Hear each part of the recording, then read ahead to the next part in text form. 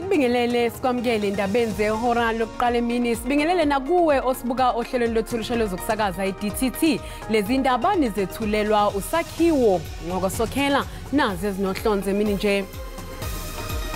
This organization that has waged a struggle for 112 years is still alive, is still strong, ayifanga and ayisabi lutho.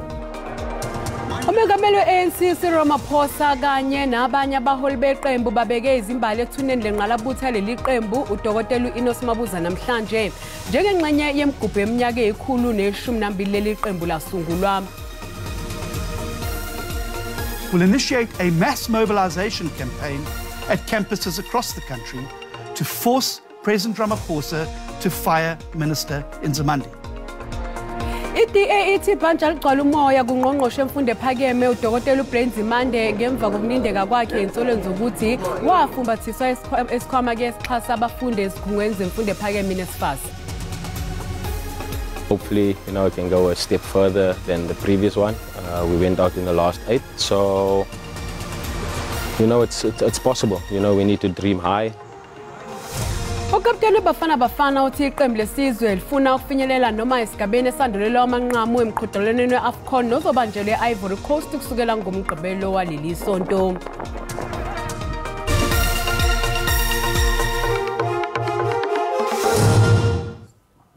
Amalungu obuholi beANC ekseni namhlanje ahambele ithuna likaDokotela Inos Mabuza ngenhloso yokubeka izimbali ethuneni lakhe njengophawu lokumhlonipha njengoba iqembu elibusayo namhlanje ligubha iminyaka engaphezulu kwekhulu selokhu lasungulwa.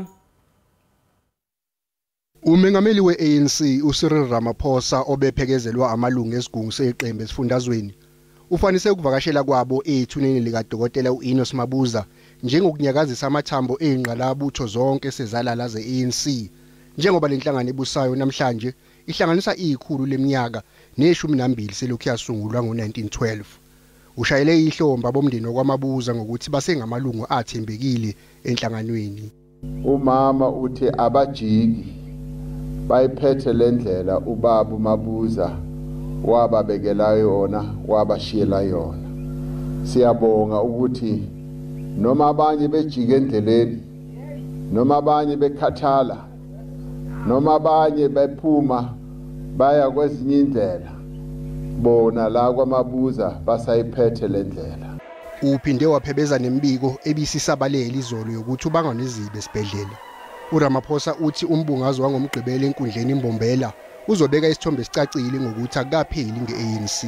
This organization that has waged a struggle for 112 years is still alive, is still strong, ayifanga and ayisabi lutho. It is strong and noma abanye bathi no seyihuqa ngamadolo, ayihuqi ngamadolo, imile njengoba nami izolo bebethe no ngilele phansi sengisesibhedlele ku-ICU ngiphile saka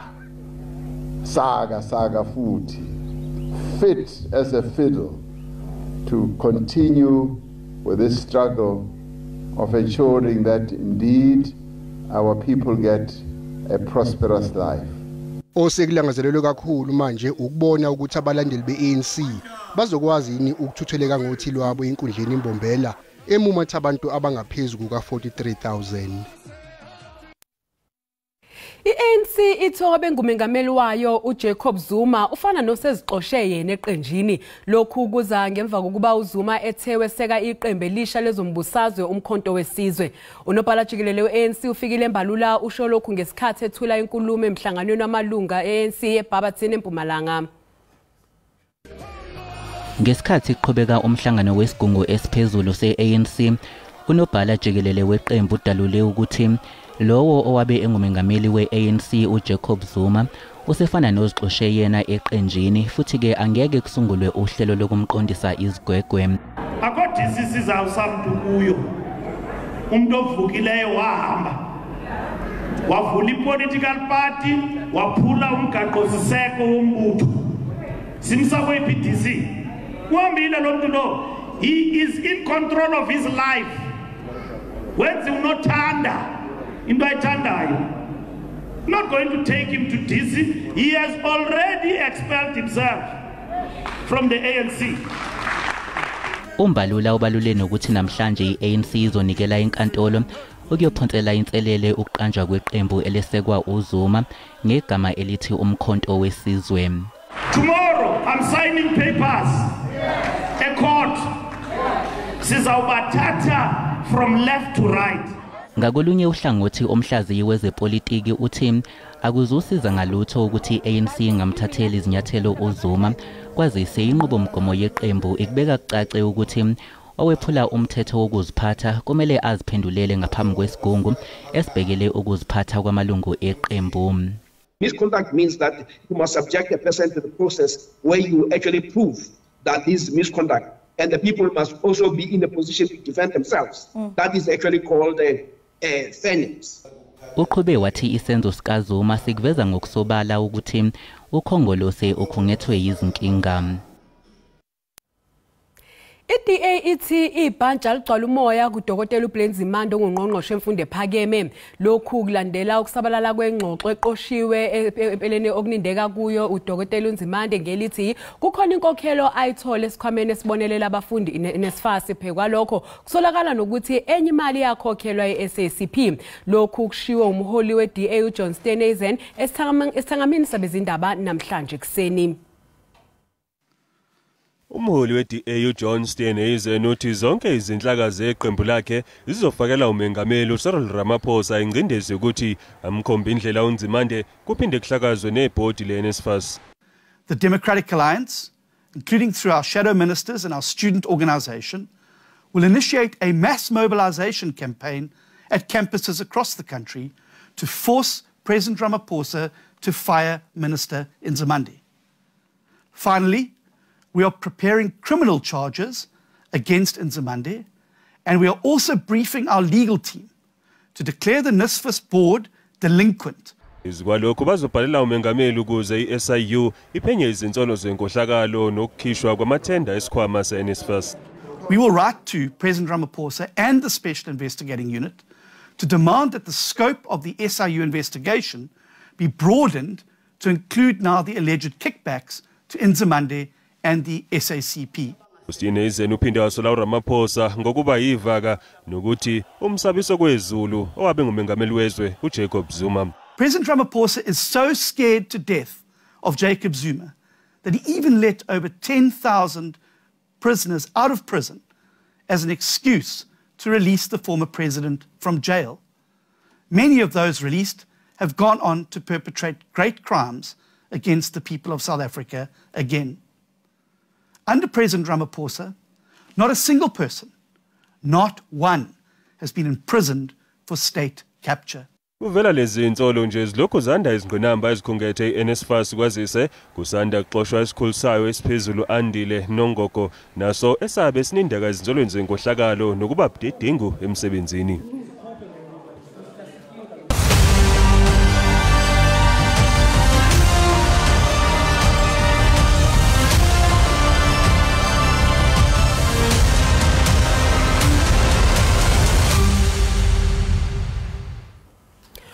Ngumshushisi wenkantolo yamazwe omhlaba uncome iningizimu Afrika ngegxathu elithathile mayelana nodaba lwaseGaza elakuleli libangalelela kwaIsrael mayelana nokuqhubeka kwayo nokuhlasela eGaza. Umshushiso wathatha umhlala phansi enkantolo yamazwe ngamazwe akakaqhelelani nokwenzeke eHague nasemhlabeni jikelele. Lomlisa wake waxoshwa ngowayengumengameli waseMelika uDonald Trump ngemuva kokuthi inkantolo yamazwe omhlaba iveze ukuthi izophenya ngodaba lwaseAfghanistan lapha amasosha aseMelika etshalwe khona nokugcine sekholela kokwenzeke eMiddle East njengamanje. It is a good move by South Africa. It shows that South Africa is embracing international law, international criminal law, and that it wants the rule of law to be respected. Iningizimu Afrika namanye amazwe kade becela ukuthi kumiswe impi nokho lesicela semukelwa ibidoli sidlusele enkantolo yamazwe ngamazwe nasenkantolo yamazwe yezobulungiswa loludaba. I've not had the privilege of looking at the South African arguments on this in the papers now. I've not had that privilege of looking at, so I really don't know. But I think it is generally accepted. Everybody describes what is happening now in Israel, Palestine as genocide. Inkantolo yezamazwe obulungiswa izolalela lolu daba ngolwesine nangolwesihlanu. Kusenjalo umhlaziyi kweyithinto ezamazwe omhlaba usolwazi uJohn Stram uthi isinyathelo selakuleli sizosiza neMelika njengoba le mpi eseMiddle East inomthelelo ongemuhle kulo eleseMelika. In this case, South Africa may be doing the US a favor because the US desperately wants a ceasefire. It's badly divided on the issue of Gaza and Palestinian suffering. Uqhubeke wengeza ngokuthi lesi sinyathelo esithathwe yiNingizimu Afrika sisho lukhulu ngayo njengezwe kwamanye amazwe. Mbukelisi sathi iqhwe etolo kanti masibuya sizophathela udaba oluthi this water there, when you smoke, that water comes to your lungs. Sexoyiswe intsha ngobungozi bokubhema ihabli ngemva kokuthi wesilisa oneminyaka ama-30 engeniswe esibhedlela ngenxa yomthelela wokuyibhema.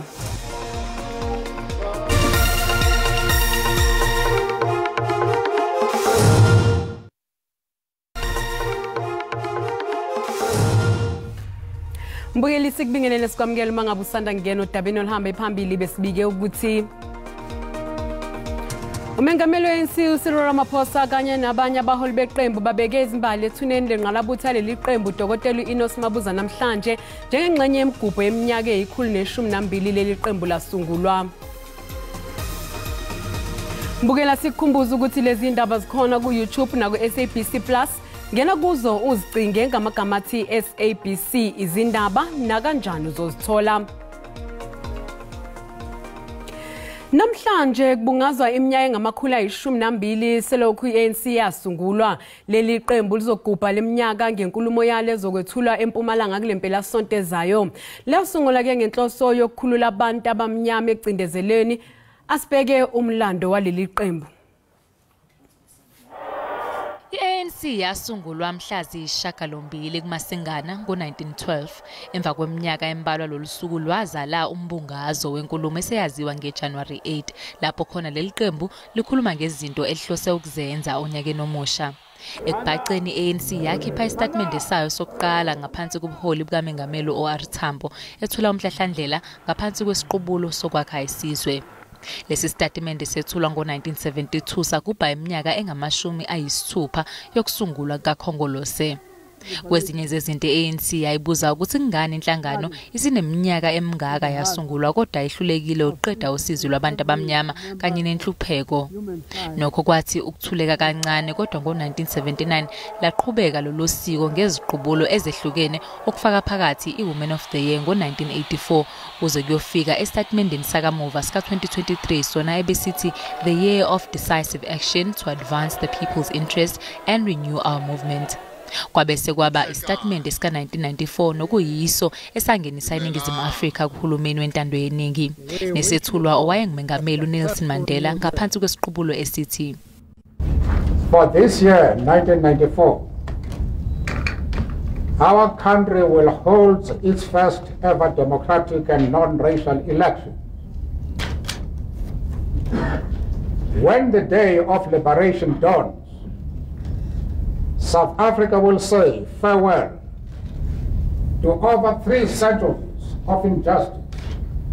Njengoba iminyaka iya ngokudlula nje izinkulumo ezethulwe ngalolu suku ziya ngokufana futhi zibungaza izimpi eseke zanqotshwa ilelizwe. Nokho njengoba leli qembu likhula izinga lempilo liya ngokubiza nezakhamuzi zilindele okukhulu kulo. Namhlanje iNingizimu Afrika ibhekene nezingqinamba ezifana nobugebengu, ukuntuleka kwemisebenzi, ububha kanye nenkinga yogesi. Nalo leli qembu imbala libhekene nezinkinga zangaphakathi njengoba libheke okhethweni likazwelonke. Omakade bona be-ANC bazwakalise izikhalazo ezehlukene kamuva owayengumholi wayo uJacob Zuma naye useqoke ukweseka elinye iqembu eliwuphiko lwe-ANC. Lenhlangano isithelekile esifundazweni eMpumalanga ukuzobungaza usuku lokusungulwa kwayo futhi linethemba lokuthi lizozinqoba izinkinga elibhekene nazo. As we celebrate this January 8, what are the challenges that lie ahead? What is expected of us in the major program we are executing of renewal of the African National Congress.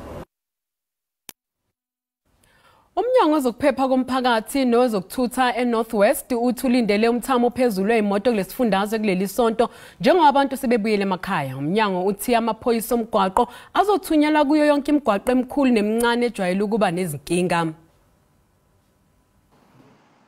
Amaphoyisa omgwaqo asebenza kanzima ukuqinisekisa ukwehlisa izingozi emgwaqeni.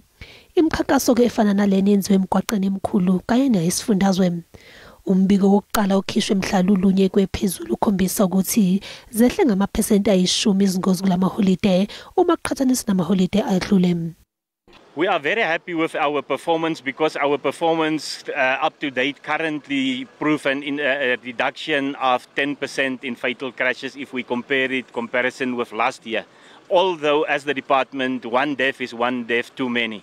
So we would have wished for a zero fatality rate on our roads, but unfortunately the motorists contribute to most of these crashes because they are impatient.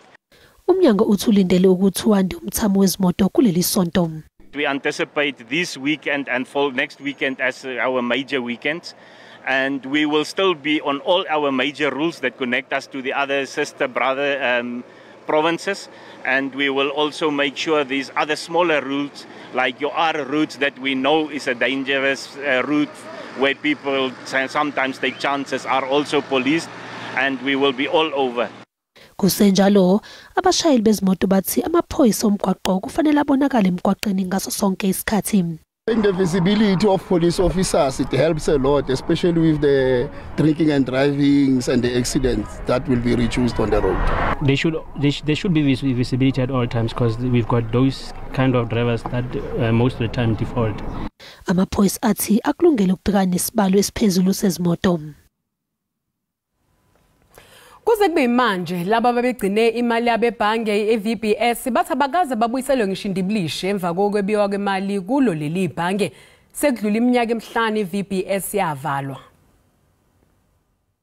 Umbiko uveza ukuthi ilinganiselwa ku2 billion wamarandi imali eyebiwa ngo2018 ebhange eVBS kanti iningi laligcine imali kuleli ibhange lasala dengwane kusolwa ukuthi le mali yasashazwa izikhulu eziphezulu zebhange kanye nosombusazwe. We are making a claim to Treasury and the Reserve Bank to say you have been part in contributing to the downfall of VBS. So our claim is that they should make good to those who are still owned. And we are doing this through the public protector. Abanye balahlekelwa imali bafuna uhulumeni asize ukuluvuselela. Nendo bandikotama uri ngarutama ronga ndachitama uri Kafushane uthi ngiyafisa uhulumeni avuselele ibhange leVBS ngoba belingisiza kakhulu ekubekeni imali engiyisebenza nsuku zonke. Omasipala bayishumi babetshale imali kuleli bhange ngokungemthetho kanti nabo balahlekelwa izigidi zamarandi. One will also understand that the matter is subjected to court processes, and the process is currently in court. As investors as the municipality that invested, we only recouped 22 million, which is not equal to the amount that we invested as the district municipality. It does affect service delivery, it does affect normal business of the municipality. Ihabli isichazwe njengento ebulala buthule ngenxa yokugadla emzimbeni womuntu ngaphandle kokuthi abonakale nezimpawu zokungaphili. Sikhuluma nje wesilisa neminyaka ngamashumi 30 uze wangeniswa egunjini labagula kakhulu ngenxa yomthelela wokubhema ihabli. Ukubhema ihabli kuthathwa njengezinye zezinto ezikhombisa ukuthi umuntu useyintweni ikakhulu eindaweni zobumnandi. Ngesho ke bambalwa abanolwazi ngobungozi behabli. Udokotela ke uNorman Mabote uthi iningi alinalo ulwazi lokuthi ihabli ingase idale izifo zomdlavuza ezahlukene. Habli is more dangerous than cigarette in the long term run because it can affect, it can cause oral problems, it can cause respiratory problems, can affect the heart, can affect the bladder. ubakang rangokwati usinde kukubi emva kokuthi engeniswe esibhedlela kulandela ukubhema eHubbly Bubbley wahlaselwa isifo sohlangothi wabe sephuthunyiswa khona esibhedlela. There's water there. When you smoke, that water comes to your lungs. Even the smoke comes to your lungs. The smoke affects their lungs, then the water stays here. That's why I was full of blood and water here. Iningi litho kwehlele urangokwati kulivule amehlo. Odokotela abanxusa ke ababhema eHubbly Bubbley ukuba bazinakekele kwazise izifo ezihlaselayo azibonakali kalula. Njengoba amaholide asefinyelela ngasekupheleni nje umkhandlu Nelson Mandela Bay ithi awuzange ube nabantu abaminze olwandle lwayo kanti lokhu kungumphumela wemizamo yamaphoyisa ababhekelela ukuphepha emanzini abebeqaphe isimo ngesikhathi samaholide. Zibe impumelelo inzame zokhuseleko khange bekhonanye umuntu otshonayo kodwa okakuthethe ukuba umsebenzi uphelile abezohlangula elwandle bazochopha esithendeni belindele nasiphi na isiganeko. Abantu bebeyazi ukuba ukuphula umthetho kungena emanzini usele kwaye ubomi bakho buza kumka yiyo ke lonto abantu bebemamela. Abezohlangula elwandle bebexakekile ngeli xesha kwaye betshutshisa abo baphula umthetho waselwandle. People aren't educated about the beach and the beach safety. So basically swimming between the flags, listening to the lifeguard, listening to their whistle. And we also had a lot of intoxicated people as well, but luckily we had a lot of assistance from Metro and the police as well. Asimamela ngifuna ukuphosisela hayi okwalomzi bayasimamela asikafumana ingxaki ezinkulu. Abasikafumani ngoba ibangabantu abaselayo banengxaki ezinkulu so ngoku banqabile ngenxa yemetropolis senzele umsebenzi isichuthele umsebenzi kakhulu ngifuna ukuphosisa. Abantu abazoqhuba elwandle bayazazi ingozi zaselwandle. Kakhulu ukuza elwandle usober nomamela i-lifeguards wenzini ixalela ukuthi phumani ngapha usafe ngapha because izwe zibona elwandle ukuthi kunantoni apha elwandle. I think it's very important that we all abide with the rules because we don't want anyone to drown and just to adhere to all the safety rules of the city and that we can ensure that everyone has a good time. Abaphathi umasipala ombhaxo Nelson Mandela bathi bazohlala begadile nangona iholide ziphelile. Ndingulerato Fikisi kwindaba ze-SABC eGqeberha.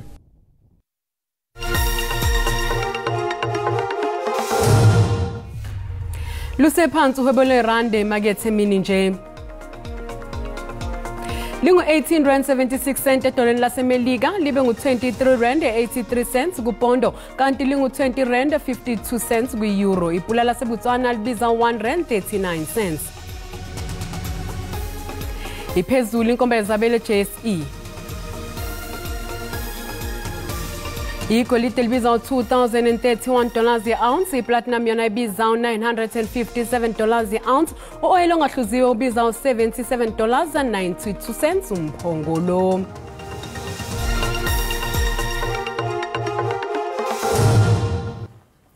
Ukapteni weBafana Bafana Ronwen Williams uthi inhloso yabo njengabadlali ukuthi bafike kuma-quarter finals emqhudelwaneni we-Africa Cup of Nations ezodlalela e-Ivory Coast kusukela ngesonto elizayo. iBafana Bafana ayibekile phansi njengoba ilolongela umqhudelwano weAfrica Cup of Nations nje eStellenbosch kulindeleke ukuba leli iqembu lidlule esigabeni samaqoqo njengoba liseqoqweni u-E kanye namaqembu okubalwa kuNamibia, iTunisia neMali kunethemba lokuthi lakuleli lizofinyelela esigabeni somkhumula jezi njengoba nje nabadlali balo behlosa ukuhamba elide ibanga leli. Hopefully, we can go a step further than the previous one. We went out in the last 8, so it's possible. We need to dream high as a country, but we need to be realistic as well. We did well, certainly Tunisia in the World Cup. Mali is playing a kind of home game. It's near to the border of Mali. So yes, they will be very motivated, so it will not be easy. Williams ungomunye wabadlali asebemkanjubomvu eqenjini kanye noThemba Zwane noPesitawu kanti futhi kwabelana ngolwazi noza kwaba basebancane kuzolisiza iqembu. It's just for myself and some of the players that were there at the previous AFCON, to just share our experiences because it does get tough. I think this AFCON is going to be one of the most competitive. It's going to be challenging, but I think we have a team that can compete. Emidlalweni wayo wokuqala emqhudelwaneni iBafana Bafana izodlala neMali mhla ziyi-16 kwephezulu. Mbukeli umhlahlo wesimo sezulu yalandela emva kwekhefu.